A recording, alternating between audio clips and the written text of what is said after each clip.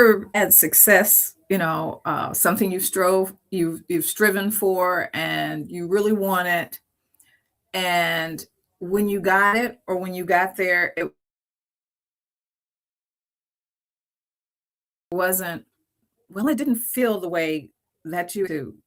And success is interesting because we attach a lot of importance to it, a lot of meaning to it, a lot of feelings to it. We expect it to feel a certain way. We expect it to mean something big a lot of times to us. And the thing is, when we get it or when we arrive at that moment of success, a lot of times we don't feel as celebratory as we thought we would, or it just didn't land the way we thought, that security that we thought we would get once we got more money or once we achieved this new job or whatever it was. We didn't get it. We didn't feel satisfied. And that feeling of, I made it. Or maybe you had that feeling just maybe right then and there. It's like, I made it. And then it's like, okay, now what?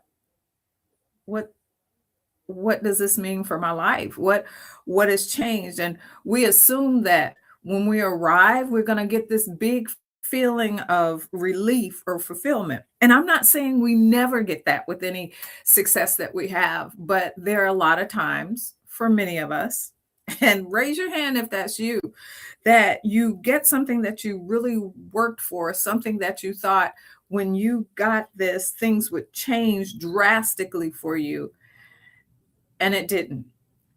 And that was kind of disappointing. And it's not that anything catastrophic happened or that you failed at something, or it it's just that it fell flat. It wasn't, it's like someone handing you that golden globe and it's like, great, now what do I do with this? Or for me, a lot of times it's like, think about when you have food or you have this craving, right? And you want something so bad. It's like, I want it. And let's say chocolate, okay? And you have this craving for chocolate and you want chocolate, and you get this Hershey's milk chocolate bar and you take that first bite and you're like, that's not it.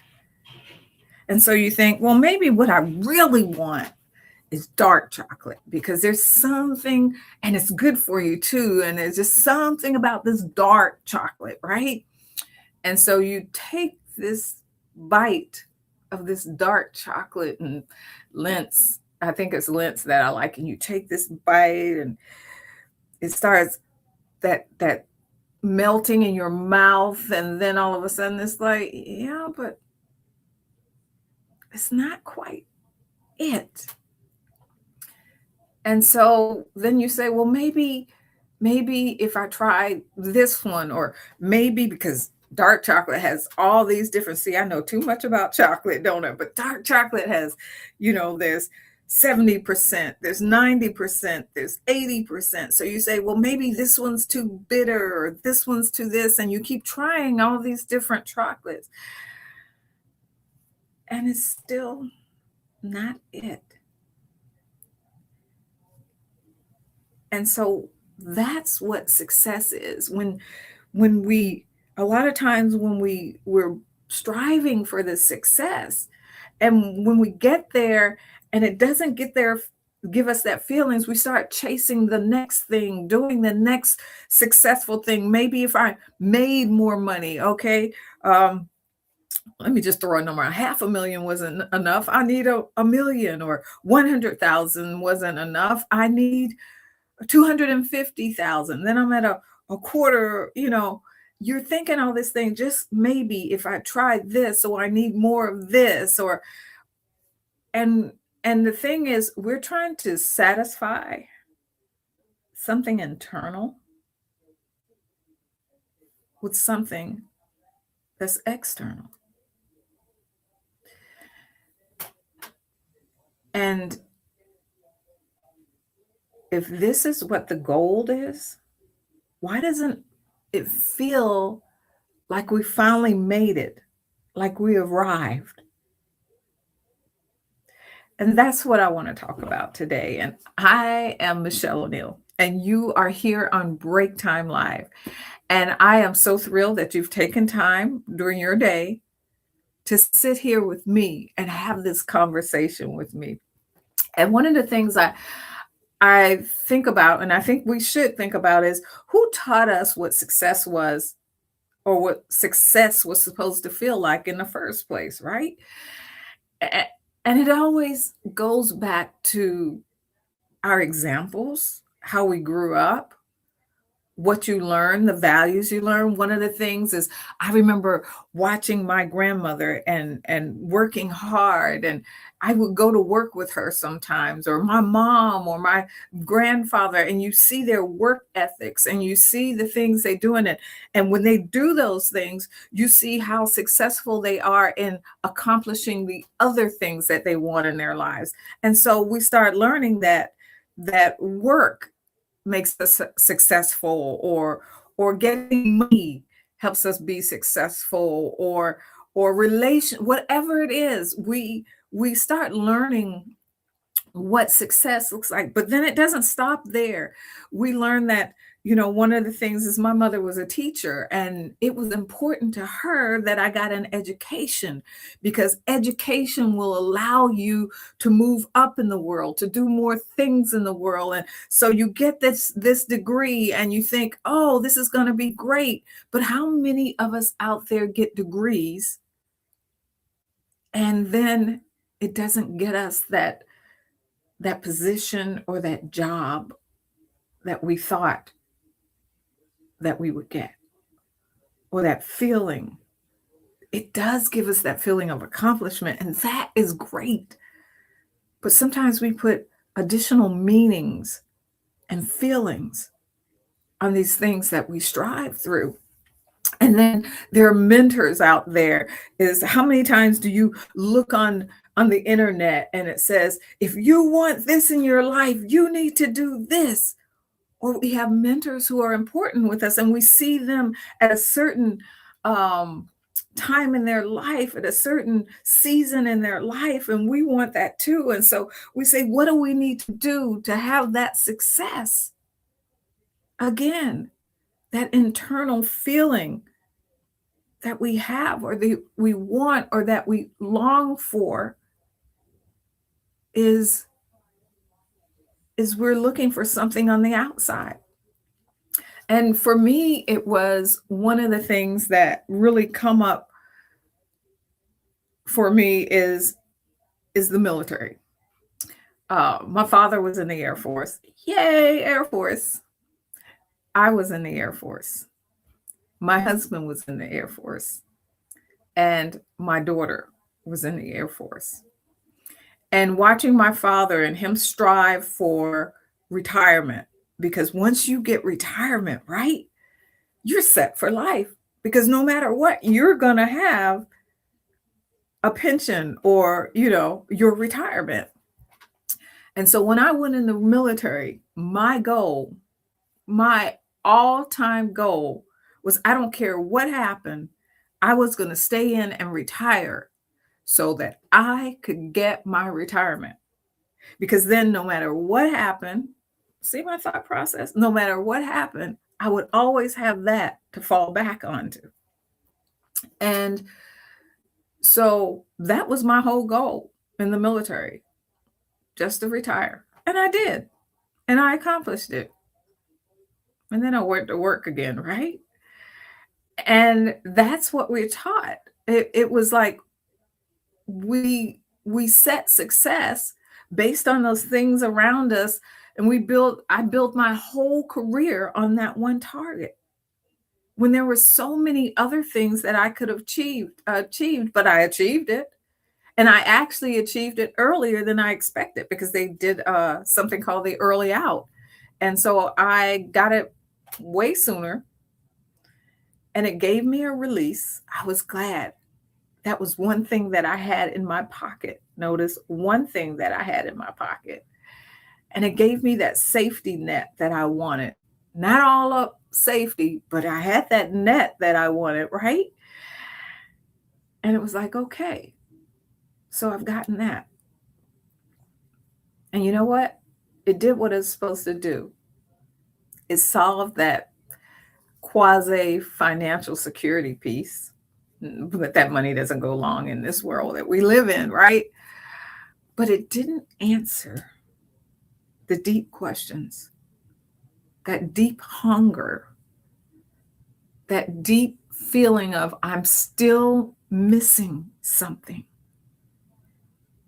And it's those deeper hungers for identity or fulfillment. And it's not always those exterior things.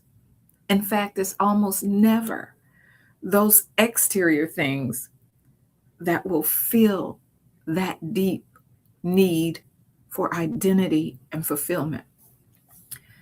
And sometimes we chase other definitions like work. Sometimes we chase other things that don't work for us. But either way, success can only solve what is built to solve. So, what am I talking about? Well, if you've achieved what you were taught to value, which I did, and you still feel that something is missing and you still feel unsettled, what is that really telling you?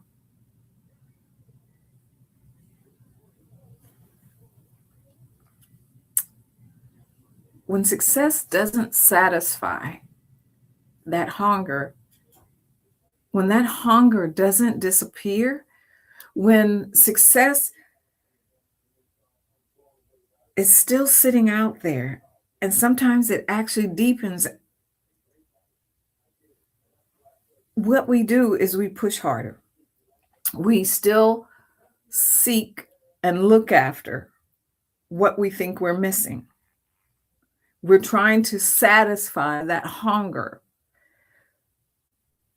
And in society, a lot of times it's just not that we want more success, but what we are actually craving for is meaning. Did you get that? If I asked you right now, deep in your heart, right here, if meaning is something that you're looking for, that you're searching for, and we can call it other things, we can call it purpose. Is it that you really want to know that your life mattered? That all this work that you've been doing, that all this striving, all this loving, all this caring that you've been giving and doing, at the end of the day, that your life mattered? Would you raise your hand? Would you say, that's me? You know, we're taught that purpose is so big. I mean, you see it in the books, you see it in advertisements. Find your purpose, figure out what it is that you really want in life. Be an influencer. What is your legacy? All these things boil down to, does our life really matter? Sometimes it's seasonal, that legacy that we look for, that finding out that our life matters. Sometimes it's relational, sometimes it's quiet, and sometimes it's just faithful. Sometimes we're thinking that knowing that we made it, knowing that our life matters is going to be this big revelation. Is all of a sudden we're going to know what our purpose is. We're going to know and we're going to make something. And how many people strive for their purpose or what they think their purpose is, and they find out later, no, that wasn't it. But sometimes that striving towards your purpose or that thing that you think is your purpose is just one leg of the path, one lesson to move you forward. One of the things I find with my ladies that I think a lot of times we push aside is sometimes our purpose or sometimes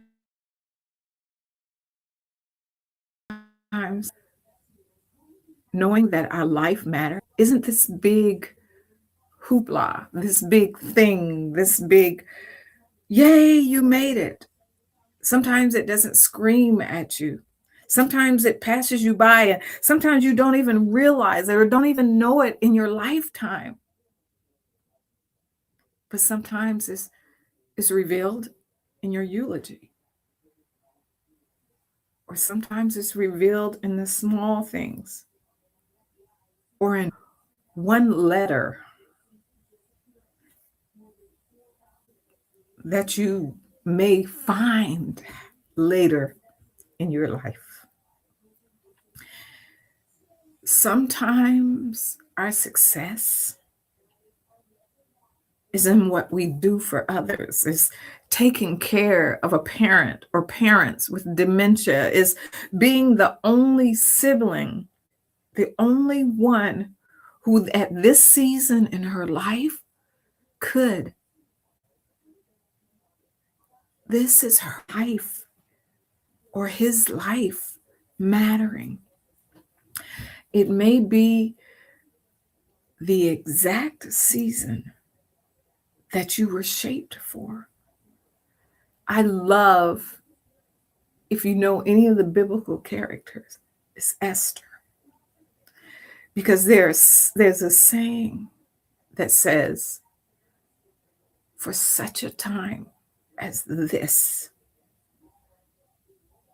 And sometimes those are quiet times and no one claps for you. You don't get applause. You don't get the recognition that you feel you should or you thought you would.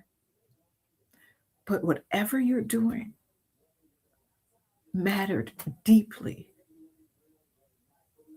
And sometimes you'll never know that.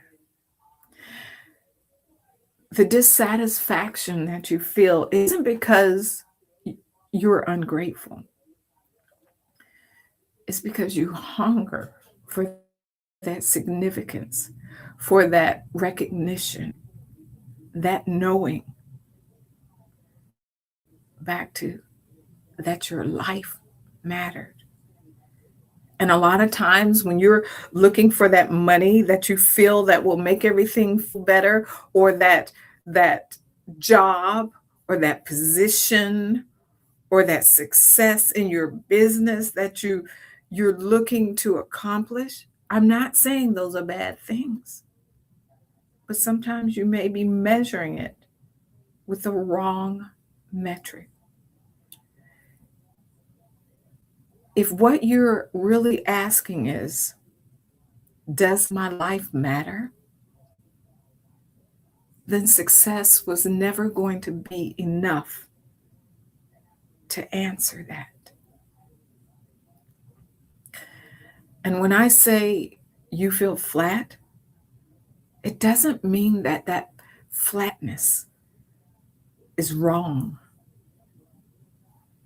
Dissatisfaction doesn't automatically mean that you made a mistake.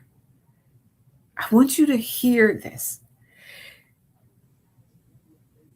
If you can sit with what you achieved, if you can reflect on what that meant to you, what that lesson was, what it meant to get to the next stage. There are so many times that I will look back over my life and what I was striving for in that moment. And I realize I wasn't ready. But what I learned and what I'm carrying into this next season with me, I need it. So if If you can sit with that thing that you achieved, and even though you didn't get the hoopla and the satisfaction that you thought, if you can reflect on what that meant, if you can say, I learned something about myself here, then it wasn't wasted. Not at all. It is just as powerful to learn what didn't fit you as what does. One of the things I love asking people, especially my clients, when I ask them a question and they say, I don't know, ask yourself, what don't you like? Because we can always answer that. We can always articulate what we don't want and what we don't like. And that helps us get closer to what it is that we do want. That helps us get that clarity in the process. One of the things that makes me think about that is cake.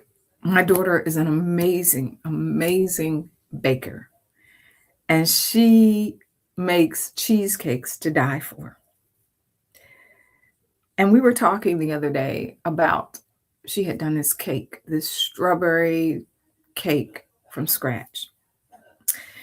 And it was the first time she wanted to try this recipe, and she wanted to try doing every bit of it, even from, she said, I made my own baking flour. And so I'm thinking, okay, what's baking flour? So I looked it up, and she was telling me that. So every part of that cake was from scratch. It was from her heart.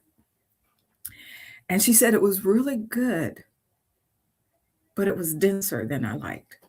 And so you're probably wondering, why is she telling me about this cake? Because I want you to see the process here. A lot of us would have seen that end result as a failure, or in the smallest way, it wasn't a success. But that's not how she looked at it. What she thought is, okay, it was denser. Now I have to figure out what I need to do next time to lighten it up, to make it more light and fluffy and airier. And then she was thinking about, what other things can I do to improve the taste? Maybe add real strawberries, maybe add more extract here, or add this spice. And so each time she compounds and makes this cake better. And that's kind of how our life is. Each time we reach an area of what we think is success, we learn something from that and we compound on it. And we think of other ways that we could make it better. And so that's evolution. And a lot of times, if we don't realize that's what's happening, it feels like dissatisfaction at first. And growth can feel like restlessness. And you know what? Maturity can feel like discontent. But maybe making that cake, having the success of actually getting that far, wasn't a mistake. It was just your first draft. Maybe it was just a layer to coming up with the most phenomenal, light, melt in your mouth cake that you've ever made. Maybe that was just your first version of that recipe in your life. And refinement isn't rejection, it's just an adjustment. It's paying attention, and it's tasting and learning. And each step of that cake in your life gives you more clarity and helps you to refine. And so if that first level felt flat, maybe it wasn't failure, it was feedback. How many times have we heard that word, feedback? And maybe your life doesn't need a new destination. Maybe it just needs refinement. And look, if anything I said today here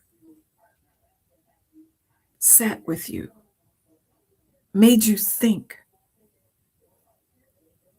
gave you an insight or a way that you've never thought about it before, good. That's why I'm here.